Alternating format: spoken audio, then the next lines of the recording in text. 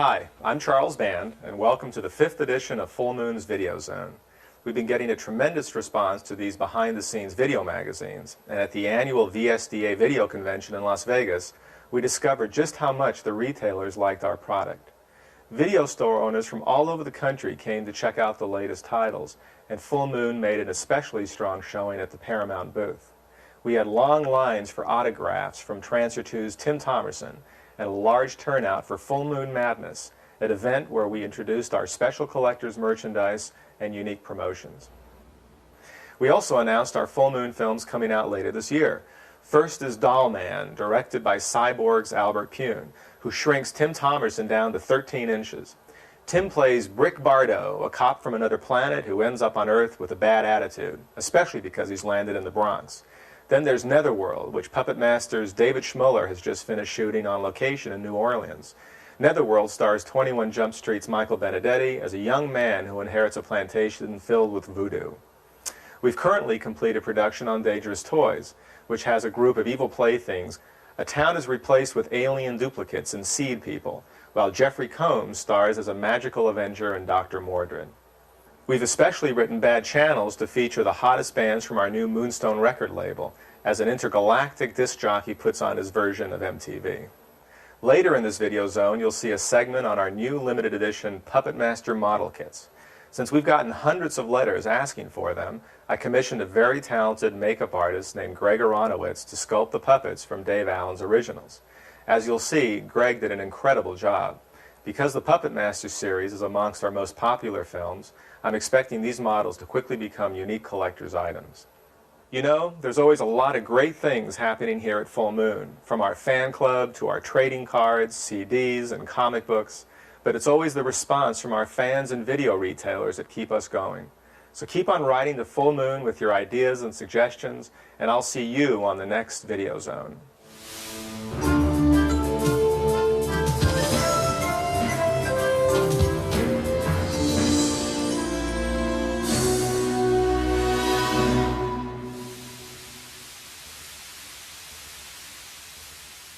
Those evil puppets are back, and they are doing horrible things. But this time, they're doing them to the most hideous monsters of history, the Nazis.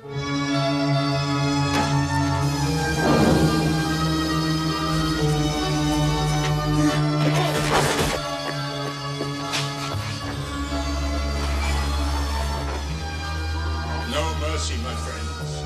No mercy. Puppet Master 3. Director Dave Dakota had the unenviable task of recreating Nazi Germany in the San Fernando Valley. The picture was written to be shot in Bucharest, Romania, but the government is very unstable there right now. So our second choice was Budapest, Hungary. And we decided that Budapest wasn't exactly what we wanted because it's winter there. So I made a suggestion to Charlie. I said, look, I can condense our exterior shots to 2 or 3 days, 4 days. Now let's shoot them on the Universal backlot. Charlie agreed. It's very expensive to shoot here, but we're shooting very wisely. It's a thrill. You know, James Whale, directed Frankenstein on the same sets we're making Puppet Master 3. I cast the picture the way I wanted to cast it with the actors I've admired for years. Some of the actors in this film were stars before I was born. So I grew up with their films, and to be able to work with them and direct them in a show like this has been thrilling, for the simple fact that, I'm a big fan of theirs to begin with. More like Marlene Dietrich. English actor Guy Rolfe of Mr. Sardonicus fame already had experience working with toys that kill. You may recognize him as the star of an earlier Charles Band production, Dolls. And his secret for working so successfully with tiny terrors? Well, to me, they're people. I treat them as people. I think of them as people. I talk to them as people. It doesn't occur to me that I'm talking to an inanimate puppet. I think they're beautiful. I think they're marvelous creations. And the way they're manipulated is quite fantastic. Asked what he hopes people will say after seeing him in Puppet Master 3. That they can't wait to see him in Puppet Master 4, of course. Sarah Douglas plays the Puppet Master's devoted wife, Elsa. Having been the villainess of the Superman movies, she is no stranger to special effects on the set. It can't be any worse than waiting for Superman to fly, which took days, or dinosaurs and the people at the time forgot, you know, heads that didn't do it when it's supposed to, or tails that didn't twitch when it's supposed to. Did she find it flattering to play the role model for the puppet Leech Woman? I just want to know if the puppet's getting paid more than me. That's what I'm worried about. Richard Lynch returns to the Full Moon fold as yet another villain. You may remember him as the evil Dr. Wardo from Trancers 2. Find him!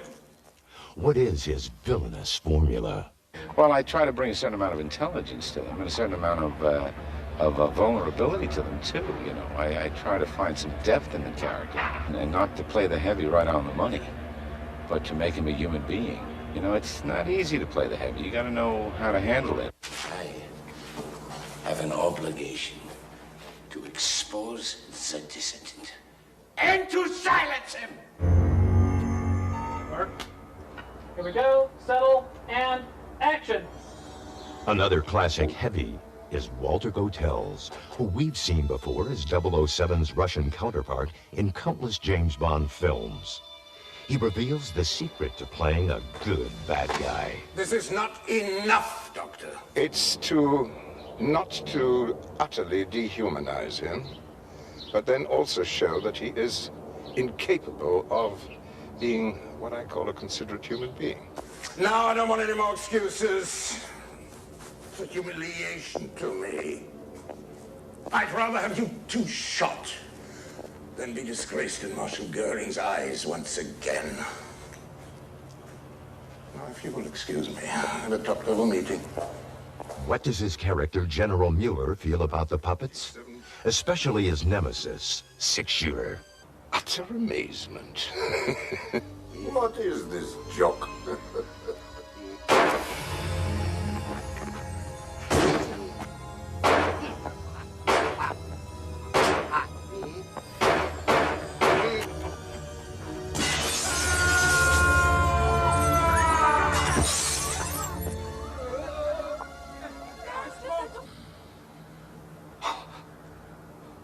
They're amazing. Yeah, as good as new. Are you going to send one of your puppets to visit me, Toulon? Not just now. I've never worked with puppets before. I've worked with children and dogs, and an elephant once, you know, but I mean, that's tough. I think we're all going to be upstaged by the puppets, all of us. And behind every upstaging puppet No, I'm gonna get a nail like this. is an under-the-stage puppeteer. Meet the team behind the puppets of Puppet Masters 1, 2, and 3. Roll call. Like Mickey Mouse Club. Puppeteer roll call. Sound off now. Hi, I'm Joanne Bloomfield. I'm John Teska. Chris Endicott, Brett White. I think we've become a very close group working on these films because there are so many times when we've been laying on the floor together or crammed behind desks and one person's elbow in another person's face, and it's insane when if you have a chance to see behind the scenes, you know, what you see is a little puppet going like this, and you get behind the chair and suddenly there's like a half dozen people there. So it certainly has made us closer, you know. The new hotshot in Puppet Master 3 is the heavily armed Six-Shooter. This is, I guess, TOULON'S version of an American.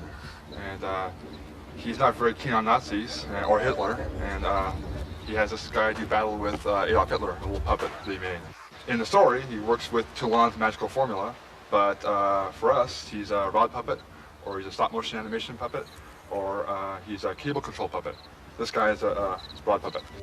Academy Award nominee David Allen, the true puppet master, describes the inner workings of a stop-motion animation puppet.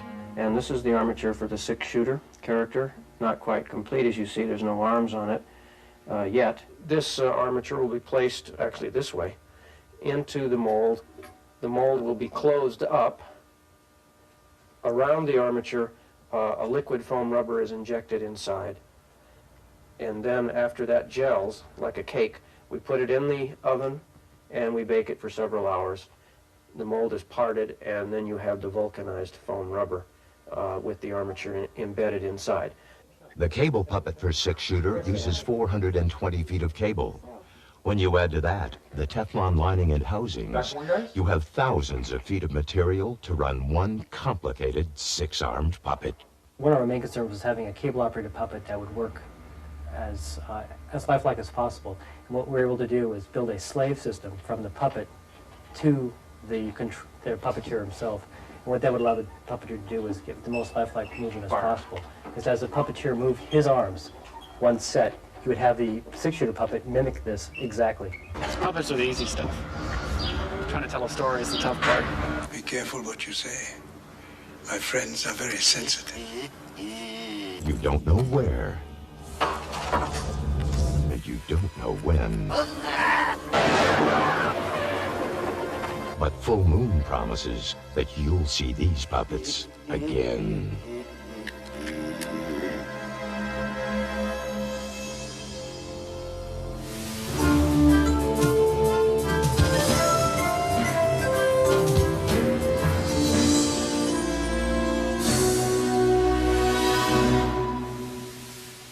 Netherworld is a ghost story thriller about a young man who returns home after his father dies.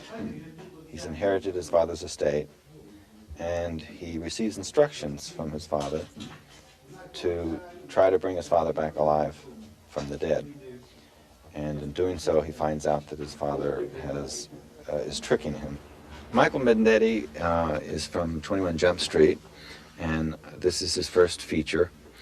And he plays Corey, the young man who returns home to inherit his father's plantation. And we work very hard on creating a life for him where he came from. He came from the East.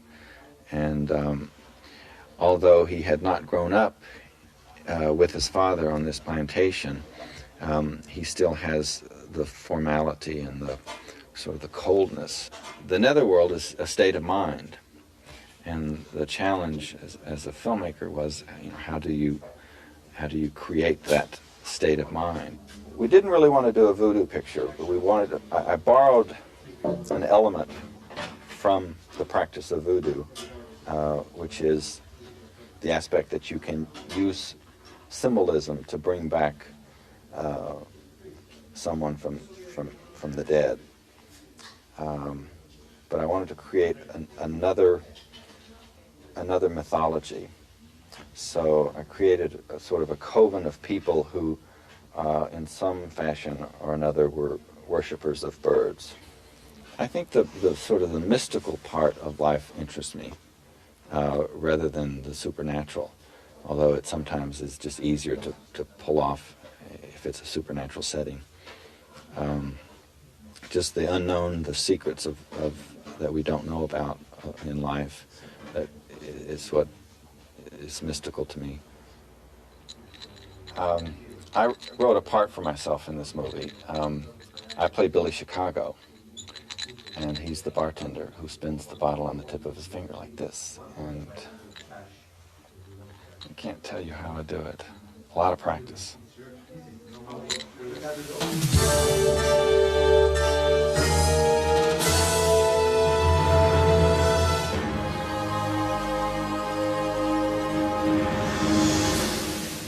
Hi, I'm Greg Aronowitz, and this is Criswell Productions. Here we do a bunch of creatures and effects that you see on film and TV, but I'm going to tell you about one of the most exciting projects we've worked on in a while.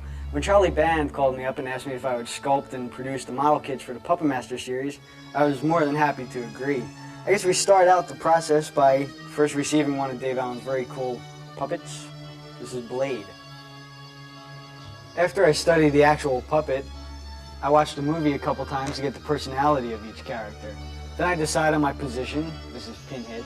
I sculpt it, and then we make the mold. This is a mold for Tunneler. Each mold is a silicone matrix, which means it has a stone casing and a detailed rubber impression of the sculpture inside. It comes in two halves, and we put the two halves together to pour up the final piece. Each character can take up to 6 molds to produce your actual final product. Now we'll pour a Tunneler. Take our 2 halves of the molds after they've been properly released, put them together, secure them with the mold strap so we know that they're going to stay together.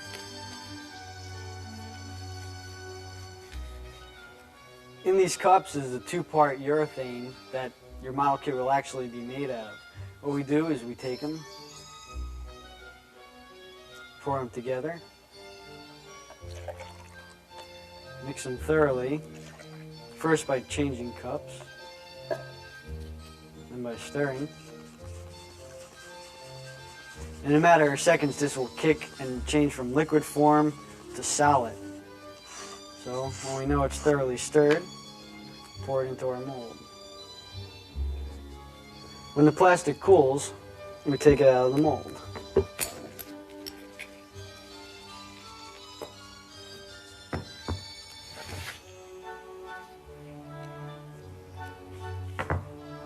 There's your silicone.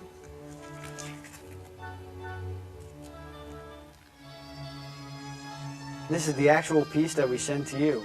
Now it needs to be sanded, assembled, and painted, but I'll show you how to do that now. When you get your kit, it'll still have the stem and the seams on it that are necessary for pouring it up. What you'll want to do is remove those, and they come off pretty simply by breaking them off.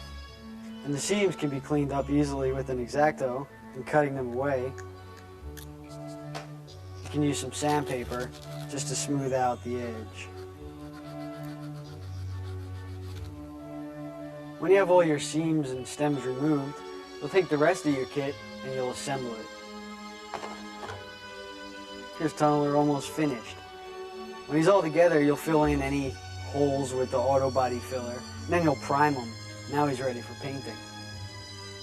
The primer will help keep the paint sticking to the model. I used the Liquitex acrylic to paint everything except for the metallics, because there I used the tester's model paint. For any shadows on the kit, I used a wash of a darker value than the one I painted it with, and for any highlights, I used a dry brush of a lighter value.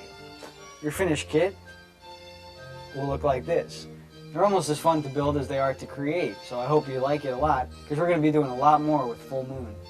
Now back to Video Zone.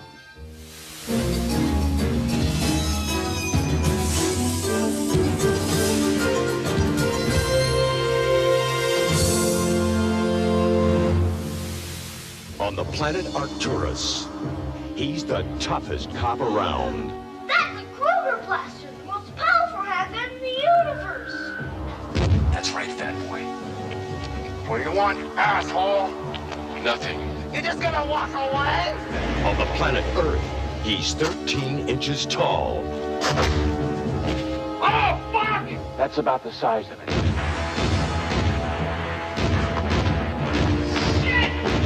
Can we keep it? We're homies together. We're going to war.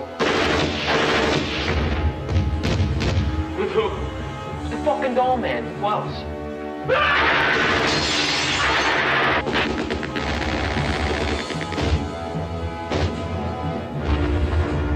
Hey, you in the wrong neighborhood?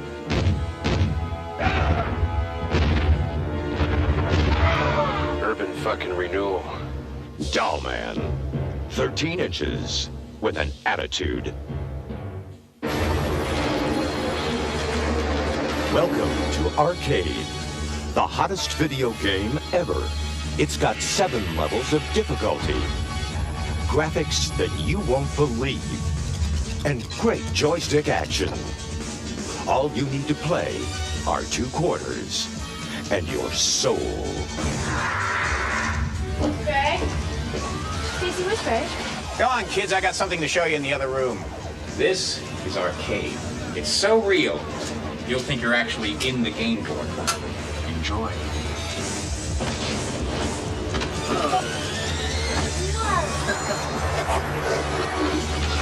You okay? You gotta try this thing. We got some home versions of Arcade that I'm gonna give you to take home. Did you play Arcade last night? No, my TV was busted. It's alive, Nick. It's listening to us. Shut up! Enough. Is it like, a supernatural evil that you're going out to fight, or is it like space aliens and like pod people and stuff like that? Just stay here still. And don't watch any TV. Lori? Lori! Alex, please, Step in! Lori, wake up. We have to turn it off, Lori. I'm gonna turn it off. No!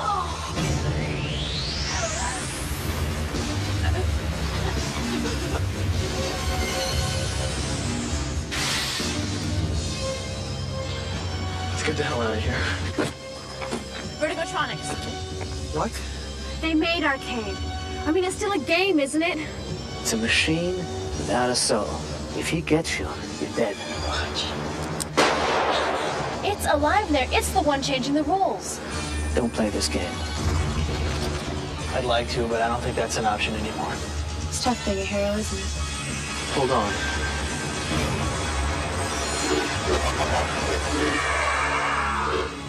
Arcade. Kiss reality goodbye. The makers of Puppet Master and Reanimator take you to a time of madness. Have mercy. Arrest her. An inquisitor's lust, a woman's innocence. His battle for her soul will create evil's ultimate weapon. Look up. The pit and the pendulum. No one escaped. No one. The Pit and the Pendulum, now on video cassette from Full Moon Entertainment. In the dark past, humans were their prey. And blood was their life. Now in modern-day Transylvania, eternal evil has reawakened. I'm afraid for you.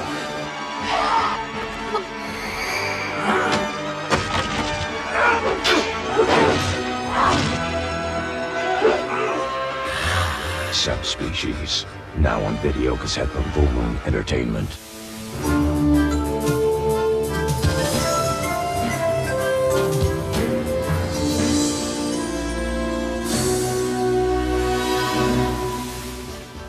Hi, Full Moon fans. I'm Charlie Spradling, and let me tell you, it was scary enough starring in Puppet Master 2 with those little killer puppets, but now Full Moon has created models of the puppets. They come in a kit and you put them together. You can get 6-shooter, torch, tunneler, pinhead, and blade. He's the one that got me, remember? These great puppet kits come with a certificate of authenticity signed by Greg Oronowitz. He's the creator of the puppet models, and Charles Band from Full Moon. And you can get all that for $90. And let me tell you, they look like the real thing. Now, you can't make them move, but they do look really cool sitting in your living room. Our Full Moon fan club keeps getting bigger and bigger. Don't forget though, when you join, you get an official Full Moon t-shirt, just like the one I'm wearing.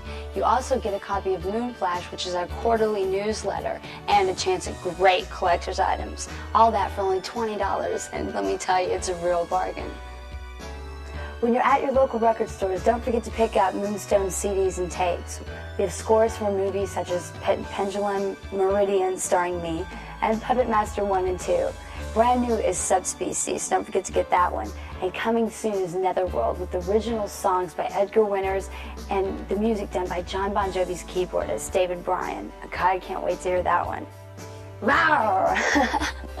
Malibu Graphics has some great new comics hitting the stands. Already available are Puppet Master and Subspecies, but coming soon you can get Children of Puppet Master, DOLLMAN, and Trancers. And that's just in time for Trancers 2 trading cards, which will tell you everything you've ever wanted to know about Jack Death. And he's a really scary guy, let me tell you.